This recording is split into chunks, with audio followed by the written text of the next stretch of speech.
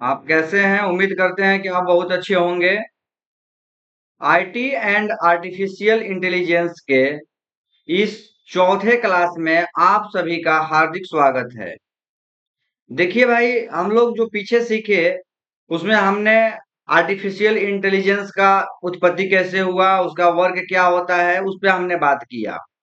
अब जैसे हम लोग आर्टिफिशियल इंटेलिजेंस से आगे बढ़ते हैं तो हम लोग को मिलता है मशीन लर्निंग और डीप लर्निंग।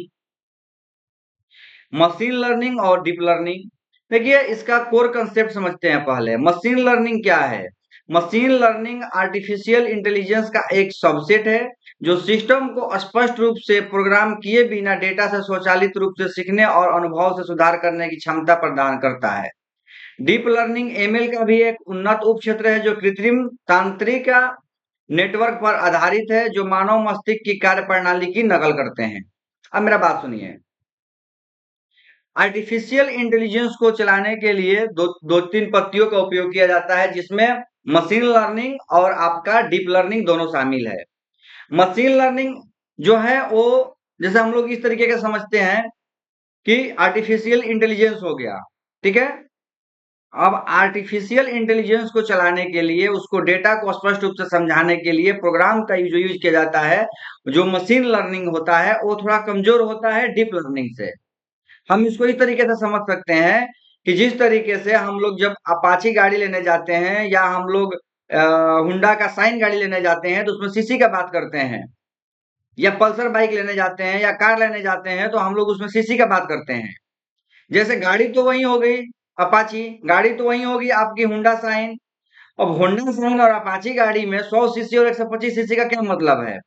100 सीसी का मतलब है कि उस गाड़ी का जो पावर होगा ज्यादा कम होगा। 125 सीसी या 150 सीसी के गाड़ी का पावर क्या होगा? ज्यादा होगा। उसी तरीके से एआई को चलाने के लिए मशीन लर्निंग और डीप लर्निंग का यूज किया जाता है।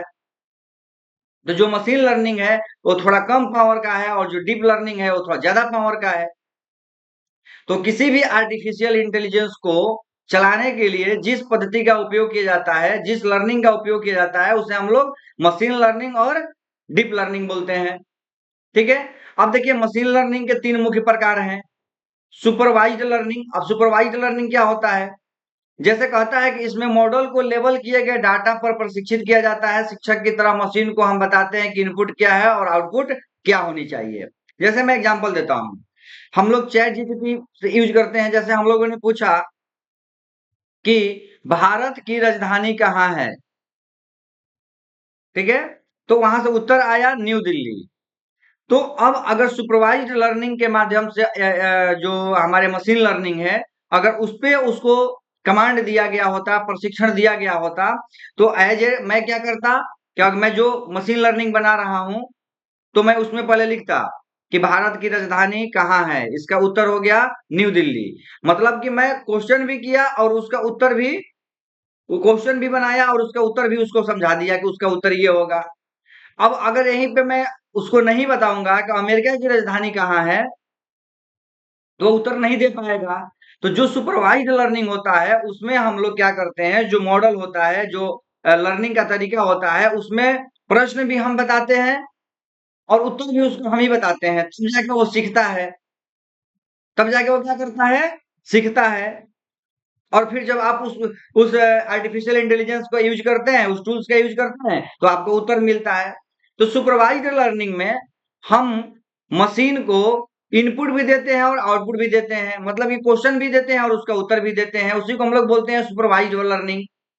उसके बाद आता है अनसुपरवाइज्ड लर्निंग, मतलब कि इसमें डेटा पर कोई लेवल नहीं होता है, मशीन खुद डेटा के भीतर पैटर्न का समूह खोजती है। जैसे मैं आप लोगों को एग्जांपल देता हूं। मान लीजिए कि मैं गूगल पे सर्च कर रहा हूँ बार बार, ठीक है, कि भारत की राजधानी कहाँ है, मैं उत्तर दिया नई दिल्ली। फिर कोई सर्च किया कि भारत की राजधानी कहाँ है, फिर उसका कोई उत्तर दिया न्यू दिल्ली। फिर कोई सर्च किया भारत की राजधानी कहाँ है, कोई उसका उत्तर दिया नई दिल्ली। तो अनसुपरवाइज्ड लर्निंग में डेटा क्या करता है, ये पैटर्न को समझता है कि भाई अगर 100 लोगों ने पूछा है कि भारत की राजधानी कहाँ है तो 90 लोगों का उत्तर क्या है? न्यू दिल्ली। तो इसका मतलब यह है कि भारत की राजधानी सही क्या होगा? न्यू दिल्ली। तो अनसुपरवाइज्ड लर्निंग में जो हमारा आर्टिफिशियल इंटेलिजेंस है, जो हमारा मशीन लर्निंग है, वो डेटा को कलेक्ट करके डेटा के भीतर के पैटर्न को, ये पैटर्न ही हो गया ना कि 100 लोग पूछे हैं कि भारत की राजधानी कहाँ है, 90 लोग बोले हैं कि न्यू दिल्ली। तो वो सिस्टम समझ गया कि जब 90 लोग कह रहे हैं न्यू दिल्ली, तो न्यू दिल्ली ही सही होगा। उत्तर उसको बताया नहीं गया है, लेकिन फिर भी उस डेटा को, पैटर्न को समझ के क्या किया, वो उसको उत्तर बना लिया। ये होता है अनसुपरवाइज्ड लर्निंग। अब होता है रेनफोर्समेंट लर्निंग। अब रेनफोर्समेंट लर्निंग क्या होता है? जैसे अचानक से बारिश होता है, उसी तरीके से, इसीलिए इसका नाम पड़ गया रेनफोर्समेंट लर्निंग। भाई भाई बारिश का समय नहीं है, अचानक से बादल आया, बारिश हो गया। उसी तरीके से इस मशीन में हिट एंड ट्रायल के माध्यम से सीखता है। हिट एंड ट्रायल का माध्यम क्या होता है? जैसे ही सिस्टम को कोई बोला भाई राजधानी कहाँ है, वो तुरंत उधर से बता दिया नई दिल्ली, दिल्ली। दोनों में से कोई एक बता सकता है, ठीक है? तो उस टाइम पे सिस्टम को क्या किया जाता है कि ये बताया जाता है कि अगर तुम्हारा जो आंसर है वो सही है, तो फिर तुमको आगे फॉरवर्ड करेंगे, और नहीं है तो फिर तुमको पेनल्टी लगेंगे तुम्हारे ऊपर। तो सिस्टम क्या करता है कि ये दोनों चीजों से रेनफोर्समेंट लर्निंग होता है, वो सुपरवाइज और अनसुपरवाइज, ये दोनों से सीखता है और हिट एंड ट्रायल बेसिस पे काम करता है।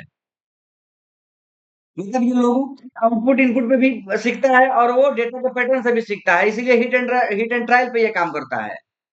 क्वेश्चन आया, कुछ नहीं सोचेगा उत्तर देगा, क्वेश्चन आया, कुछ नहीं सोचेगा उत्तर देगा। समझ गए?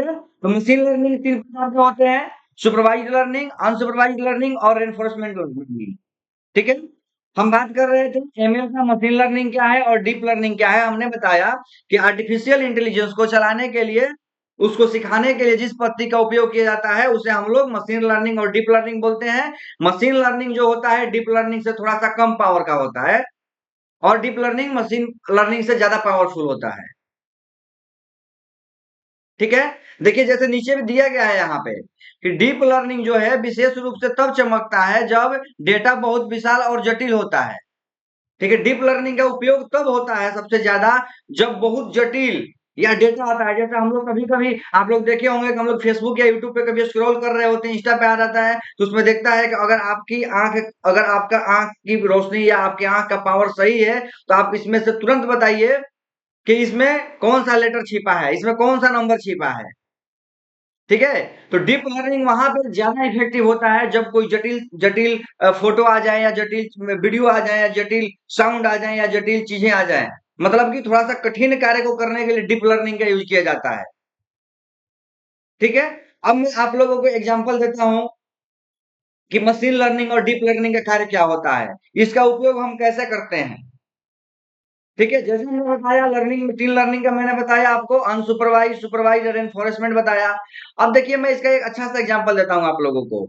हम लोग जब फ्लिपकार्ट या अमेजोन या यूट्यूब पर, मैं अभी फ्लिपकार्ट और अमेजोन का बात करूंगा। जैसे हम लोग फ्लिपकार्ट पर और अमेजोन पर कोई भी चीज सर्च करते हैं, जैसे कि मान लीजिए मुझे मोबाइल फोन लेना है, तो मैं मोबाइल फोन सर्च करूंगा। ठीक है?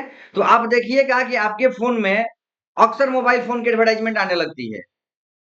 जैसे यूट्यूब पे मैं कोई एजुकेशन का वीडियो देख रहा हूँ, चाहे मैं कॉमेडी वीडियो देख रहा हूँ, ठीक है? तो आपके यूट्यूब पे, आपके इंस्टाग्राम पे, आपके फेसबुक पर वो ज्यादा दिखने लगता है उस तरीके का कॉमेडी वीडियो या एजुकेशन वीडियो। ये शॉपिंग में हम लोग क्या करते हैं, शॉपिंग में हम लोग ये सब देखते हैं। इसके अलावा जो हमारा मशीन लर्निंग है, डीप लर्निंग है, वो ये देखता है कि कोई व्यक्ति, मान लीजिए किसी व्यक्ति का नाम है श्याम, तो कोई श्याम नाम का व्यक्ति फ्लिपकार्ट पे जाके बार बार मोबाइल फोन सर्च किया है और मोबाइल फोन ऑर्डर किया है, और उस मोबाइल फोन का जो बजट होता है वो हमेशा 10,000 से नीचे का रहता है। तो डीप लर्निंग और मशीन लर्निंग क्या करते हैं, ये उस व्यक्ति को एनालिसिस करते हैं कि अच्छा ये जो व्यक्ति है श्याम नाम का, ये सबसे ज्यादा मोबाइल फोन खरीदता है, और वो भी 10,000 के नीचे का मोबाइल फोन खरीदता है। अब जो बाकी कंपनियां होंगी, जो जिनके पास 10,000 के नीचे का फोन होगा, वो इस आर्टिफिशियल इंटेलिजेंस से, मशीन लर्निंग के मदद से उस व्यक्ति का डेटा अपने पास मंगा लेती है, और उस व्यक्ति के इंस्टा में, फेसबुक में या उसके यूट्यूब में अपने कंपनी का एडवर्टाइजमेंट शुरू करा देती है, ताकि आप देखें और उसके तरफ अट्रैक्ट होकर परचेज कर लें। तो मशीन लर्निंग और डीप लर्निंग के कार्य आप लोग उम्मीद करते हैं समझ गए होंगे।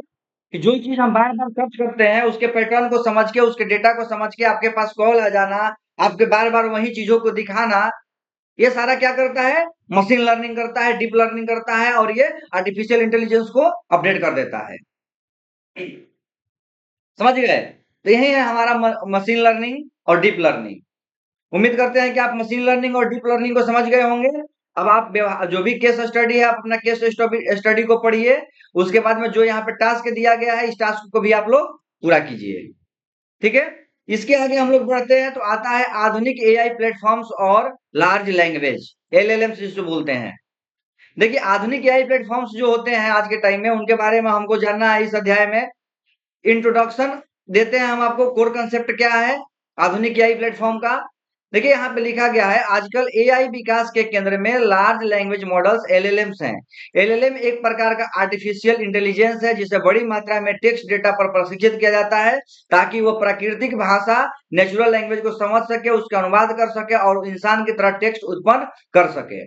ठीक है? उसके बाद कह रहा है कि एलएलएम्स जो ट्रांसफर आर्किटेक्चर पे काम करते हैं, जो किसी वाक्य में शब्दों के संदर्भ, कंटेक्स्ट को महत्व और गहराई से समझते हैं। देखिए, एलएलएम क्या है? एलएलएम एक लार्ज लैंग्वेज मॉडल्स है, ठीक है, जो आपके भाषा को समझता है और आपके भाषा को समझ के आप ही के भाषा में उसका उत्तर देने का या अनुवाद करने का कोशिश करता है। जैसे हम लोग आजकल चैट जीपीटी का बहुत ज्यादा उपयोग करते हैं, ओपन एआई का उपयोग करते हैं, ये सबसे लोकप्रिय एलएलएम है। आप लोग समझ गए होंगे क्यों? क्योंकि आप इसको कुछ भी प्रॉम्प्ट देते हैं, कुछ भी कमांड देते हैं, तो आप ही के भाषा में आपको उत्तर को देता है, इमेज को बनाता है, पीडीएफ को बनाता है, या आपके हर प्रश्न को उत्तर को देता है। डीप सीक भी एक तरीके का एलएलएम ही है। ठीक है? डीप सीक भी एक तरीके का एलएलएम ही है, जो हमारे भाषा को अनुवाद करता है और कि जिस भाषा में हमको चाहिए उस भाषा में हमको करके दे देता है। ठीक है? उसके बाद ग्रोक हो गया, उसके बाद में आपका इरेन हो गया। ठीक है? देखिए, ये जो है चाइनीज है कंपनी, आप लोग का पीडीएफ आप लोग को मिला होगा, इसको आप लोग पढ़ लीजिएगा। ठीक है? इसमें पढ़ने के लिए जो चीजें हैं आप लोग पढ़ सकते हैं। मैं आप लोग को बिल्कुल लोकल लैंग्वेज में अपने भाषा में समझाऊंगा ताकि आप लोग समझ पाए। तो एलएलएम क्या है? जो लार्ज लैंग्वेज मॉडल्स क्या है? जिस जिस एआई प्लेटफॉर्म पे हम इंसान की तरह बात करते हैं और वो सामने से हमारा हमको उत्तर देता है, चाहे वो किसी भी लैंग्वेज में हो। जैसे चैट जीपीटी हो गया, डीप सीक हो गया, ग्रोक हो गया, ये एआई प्लेटफॉर्म्स जो हैं ये एलएलएम है। ठीक है? ये एलएलएम के ऊपर काम करते हैं, ये AI platforms, chat GPT, deep seek, Grok, इस तरीके का। ठीक है? अब देखिए, इस चैप्टर में भी आपको एक केस स्टडी मिलेगा। आप लोग इस केस स्टडी को पढ़िए। उसके बाद में आपका जो टास्क है, टेक्निकल असाइनमेंट है, इसको भी आप लोग पूरा कीजिए। हर एक चैप्टर के लास्ट में आपको टास्क मिलते हैं और आपका केस स्टडी मिलता है। केस स्टडी पढ़ना है और डिस्कस करना है, वर्क जो ये टास्क होता है उसको पूरा करना है, तभी आपका स्किल ग्रो हो पाएगा। इसके अगले टॉपिक में हम लोग पढ़ते हैं डेटा साइंस और बिग डेटा क्या है। अध्याय 5 में है कि भाई डेटा साइंस और बिग डेटा क्या है। अब इस पे हम लोग बात करेंगे कि डेटा साइंस क्या है। डेटा साइंस आज के समय का सबसे महत्वपूर्ण विज्ञान है। यह विभिन्न उपकरणों, एल्गोरिदम और स्टैटिकल यानी कि सांख्यिकीय सिद्धांतों का उपयोग करके कच्चे डेटा से छिपे हुए पैटर्न को अर्थपूर्ण अंतर्दृष्टि खोजने की प्रक्रिया है। ठीक है? बिग डेटा उस विशाल और जटिल डेटा सेट को संदर्भित करता है जिसे पारंपरिक डेटा प्रोसेसिंग सॉफ्टवेयर जैसे एक्सेल द्वारा प्रबंधित नहीं किया जा सकता। अब ये भैया डेटा साइंस क्या है?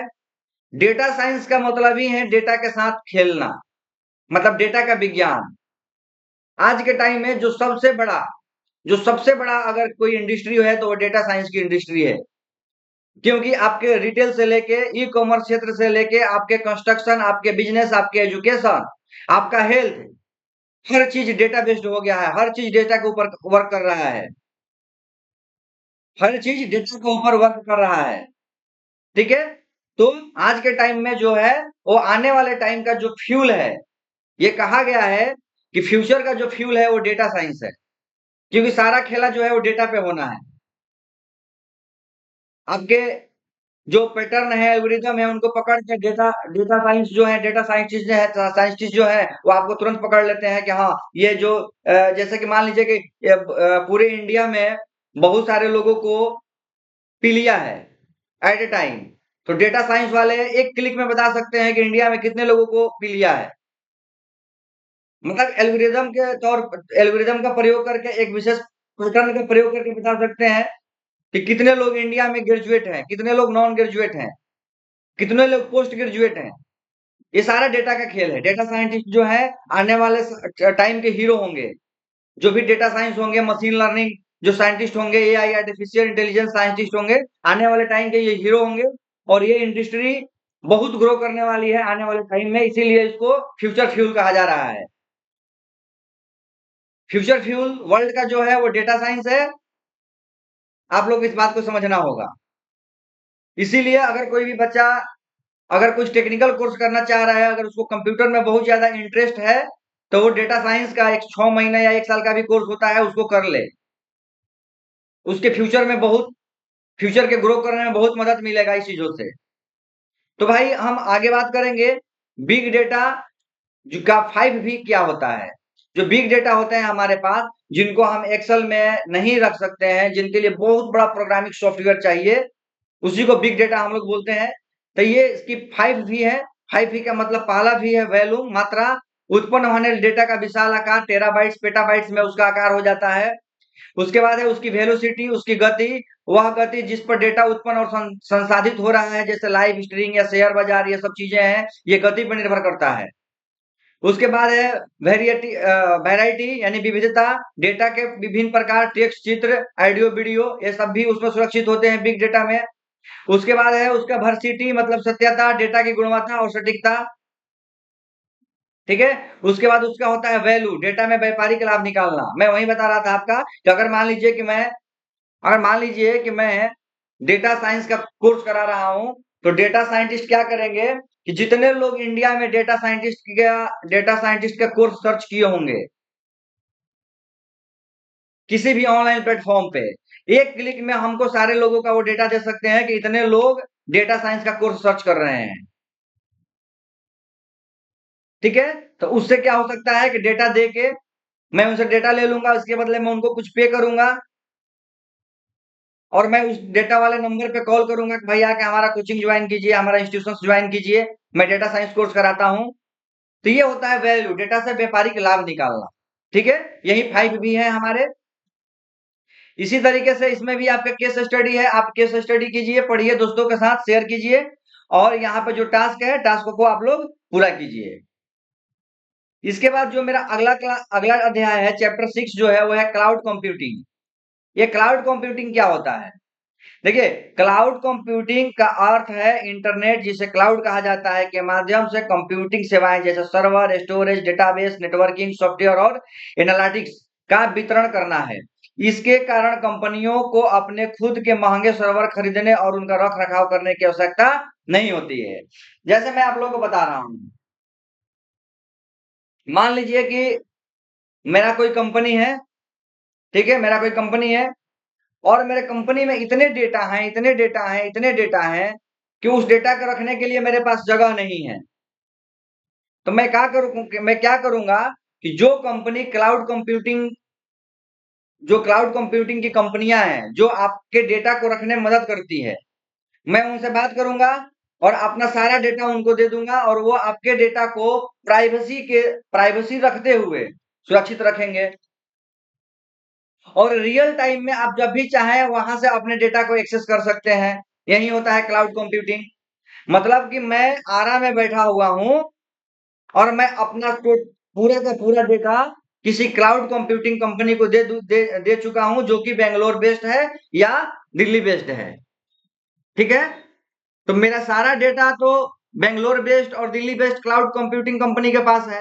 लेकिन जैसे मुझे उसमें से किसी भी डेटा का जरूरत पड़ेगा, तो रियल टाइम में मैं चाहूंगा तो अपने सिस्टम से एक्सेस करके वहां से डेटा मंगा सकता हूं, डेटा का ट्रांसफर कर सकता हूं, आदान प्रदान कर सकता हूं। ये होता है क्लाउड कंप्यूटिंग। उससे क्या होता, मैं एग्जांपल दे रहा हूं आप लोगों को। जैसे आप लोग देखे होंगे कि बहुत जगहों पे कोल्ड स्टोरेज बना हुआ है, किसानों के लिए कोल्ड स्टोरेज बना हुआ है। जैसे किसी का आलू बहुत है, किसी का प्याज बहुत है, किसी के और भी जो फसल है, टमाटर बहुत है।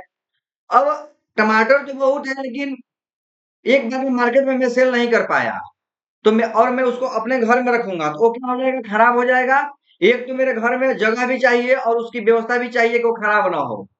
अगर मैं अपने घर में जगह बनाऊंगा और वो उसके लिए मैं फ्रिज की व्यवस्था करूंगा जिससे कि टेम्परेचर को कम किया जा सके, मेरा टमाटर आलू प्याज खराब ना हो, तो सोचिए कि मुझे कितनी बजट की जरूरत पड़ेगी, मेरा खर्चा कितना बढ़ जाएगा। तो हम लोग क्या करते हैं कि अपने टमाटर प्याज आलू या किसी भी फसल को ले जाके जो कोल्ड स्टोरेज लोग बना के रखे हुए हैं, कोल्ड स्टोरेज, वहां पे जाके हम लोग सबको रख देते हैं। तो हमारे लिए, हम किसान के लिए जो क्लाउड कंप्यूटिंग हो गया वो क्या हो गया, कोल्ड स्टोरेज। मतलब अपना डेटा, मेरा डेटा क्या हो गया, आलू प्याज टमाटर, कहाँ ले जाकर रख दिए हम, कोल्ड स्टोरेज में। और हमको जब चाहिए हम जाएंगे वहां पे, बोलेंगे कि भैया मेरा वहां से, अगर मान लीजिए हमने 10 क्विंटल रखा है, मैं बोलूंगा भैया मुझे 1 क्विंटल मेरा अभी निकाल दीजिए, तुरंत 1 क्विंटल निकलेगा, आप जाइए मार्केट में सेल कर दीजिए। तो जस्ट यही एग्जाम्पल है क्लाउड कंप्यूटिंग का, कि किसी भी कंपनी का कोई भी डेटा अगर रखना हो जो बहुत बड़ी मात्रा में हो, भारी मात्रा में हो, पेटाबाइट्स में हो, तो उसको रखने के लिए अगर मैं खुद का अपना अगर बनाऊंगा सिस्टम, स्टोरेज बनाऊंगा, तो बहुत खर्च आएंगे और बहुत समस्याएं भी होंगी। लेकिन यही मैं अगर किसी और के कोई कंपनी को, जो क्लाउड कंप्यूटिंग का कंपनी है, उसको मैं हायर कर लूंगा, उसके साथ मैं बात कर लूंगा, उसको उसके लिए पेमेंट करूंगा, तो मेरा सारा डेटा वो अपने पास रखेगा और रियल टाइम में हमको आदान प्रदान करेगा। तो इसी को बोलते हैं हम लोग क्लाउड कंप्यूटिंग। मतलब अपना डेटा किसी और के पास प्राइवेसी के रूप में रखना। ऐसा नहीं है कि आपका डेटा उसके पास है तो आप वो खोल के देखेगा आपका क्या क्या है, नहीं। ठीक है। अब क्लाउड सेवाओं के कुछ मॉडल्स यहाँ पे दिया गया है, infrastructure as a service, IaaS, और उसके बाद platform as a service, software as a service. ये सारी चीजें जो है वो उसका मॉडल है, किस मॉडल पे वो क्लाउड कंप्यूटिंग कार्य करता है, आप लोग इसको पढ़िएगा। उसके बाद फिर आपका केस स्टडी है, केस स्टडी में भी आप लोग को जो पढ़ना होगा इसको सारा पढ़ लीजिएगा बढ़िया से, दोस्तों के साथ शेयर कीजिएगा, घर परिवार में बैठ के उस पर बात कीजिएगा और अपने टास्क को पूरा कीजिएगा। ठीक है। आज के इस क्लास में इतना ही। आज के इस क्लास में हम लोगों ने जाना मशीन लर्निंग के बारे में, डीप लर्निंग के बारे में और क्लाउड कंप्यूटिंग के बारे में। उसके बाद हमने डेटा साइंस के बारे में जाना और बिग डेटा के बारे में जाना। मिलते हैं फिर अगले क्लास में, तब तक के लिए नमस्ते।